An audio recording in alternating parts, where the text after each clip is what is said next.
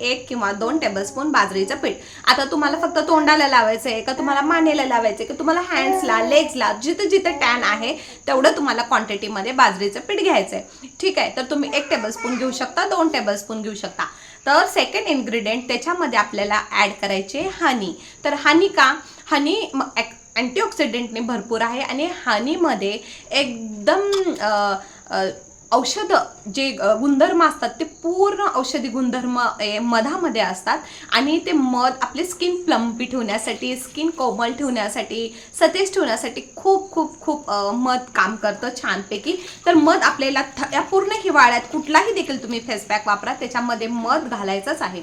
तर third ingredient आहे दूध। तर दूध का, दूध हे एकदम क्लिन्झिंगसाठी खूप खूप छान आहे। जेव्हा आपण हा फेस पॅकमध्ये घालणार आहोत किंवा तुम्ही दूध घालू शकता किंवा कर्ड घालू शकता, तर हे दोन्ही देखील तुम्हाला थंडीच्या दिवसामध्ये वापरायचे आहेत। ते डीपपर्यंत जातं, स्किनच्या पूर्ण पोर्समधून घाण काढून टाकतं आणि स्किनला प्लम्बी बनवण्याचं काम करतं, तेज देण्याचं काम करतं, अँटीऑक्सिडंट देण्याचं काम करतं आणि लॅक्टिक ॲसिड जर तुम्ही दही वापरत असाल तर ते तुमच्या चेहऱ्याला एकदम सतेज करतं आणि ब्राईट करतं। तर असा आहे फेस पॅक।